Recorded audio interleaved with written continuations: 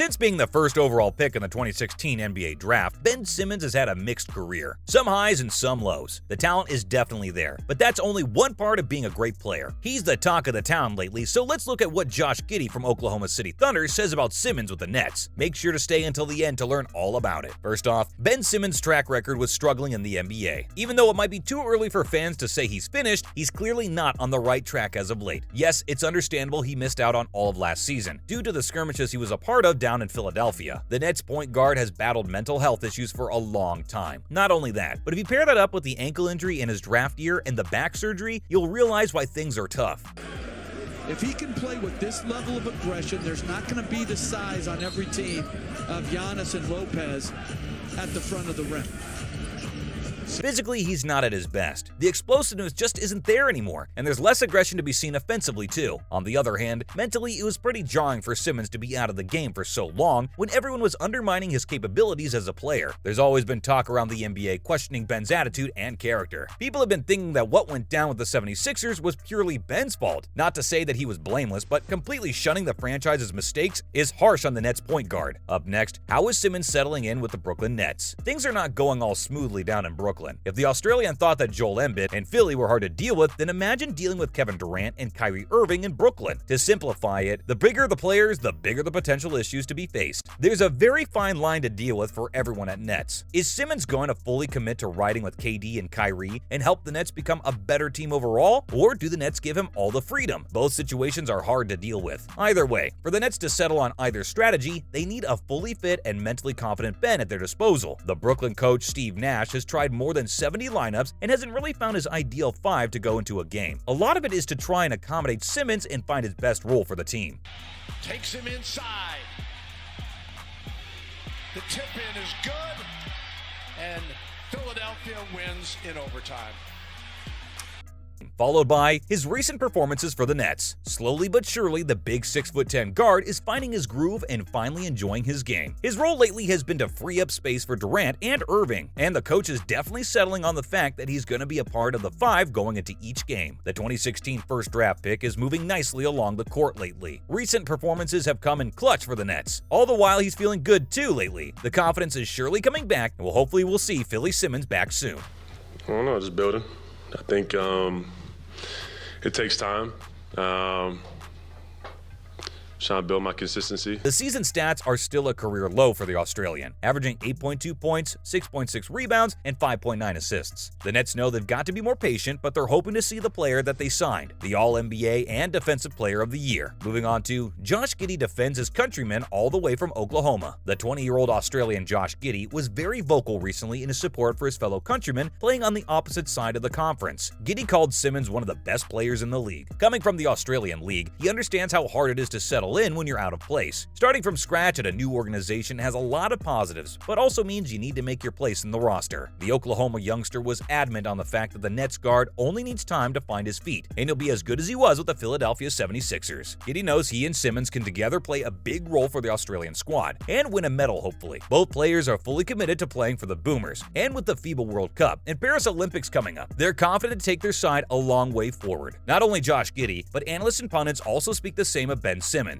He's got the ability and talent. All he's got to do now is turn it into good, confident performances on the court. The screwball. Maybe a screen, definitely. Nobody argued about it. Ben Simmons took a 3, and you could hear the fans kind of rise up. It's such a rare occurrence, just his third 3-point. Let's talk about Ben's strength on the court. When the court's open and space exists, he thrives. The ex-Philly man uses an open court to his advantage a lot and puts pressure on teams in such situations. Official stats say he's created more than 25% of his offense in transition. The best part about his game is that he's got the size of a huge forward, but the skill set of a point guard. With a wingspan of 7 feet, you can definitely expect the forward to be a threat at grabbing and going. As tall as he is, Simmons is way too quick to get a hold of, and his big body helps him physically in the paint. A trait he possesses is that he's really good with inviting players over to him, which creates space for three-point shooters on the wings. Using this technique has gotten him to be one of the top three-point creators in the league. Action and Embiid for the lead. Simmons the tip. Did it come before the expiration of time? Advantages of having a 6'10" point guard.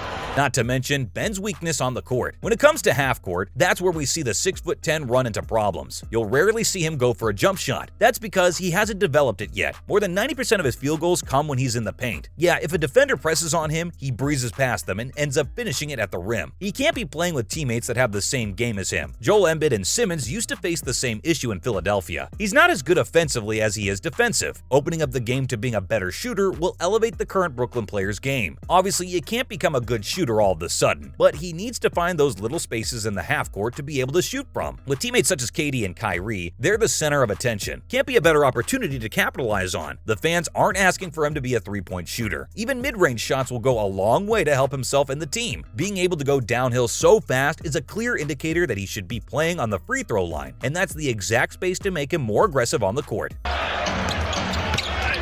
Murphy stumbles, and a foul is called.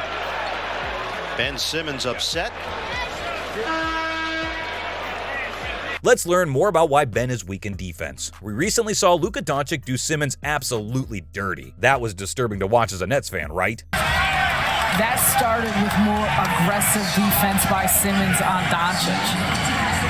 And his defense is going to get better as he gets acclimated to the speed. This isn't the only instance the Nets have been weak in defense. They have one of the worst defenses in the league, and number 10 holds a big blame for it. We see everyone talk about the Australians' weakness going forward, but unexpectedly, there's weakness on the opposite side too. Hard to take it in that this guy was voted second in the Defensive Player of the Year voting in 2021. How did the drop-off come about so quickly? Before this season, he had only fouled out of 6 of his 309 games. This season, he's already fouled out of 2 of his 7 games played, and he didn't even play 30 minutes in either of those games. Finally, why Ben keeps fouling, and its impact on his defensive stats. There are a few theories why this is happening as of late. A reason could be that there have been newer rules on physical grabbing. It's something Ben used a lot while defending, and from what it looks like, he isn't accustomed to it yet. Every time the ref calls a foul, the Australian guard is as surprised as if he's committed a crime. Playing with new teammates could also be a major reason for this. There are clear communication errors and mistakes. These things are leading to the opposition having wide open layups, and the Nets' bad positioning is compelling Simmons to commit a foul over and over again. In this case, we can't really blame the number 10, can we? Not his fault he's being expected to defend all over the 5 positions. Simmons knows without him, the Nets' defense isn't even partially strong. Also, Ben playing in a newer role defensively is causing him to foul more. Length of Durant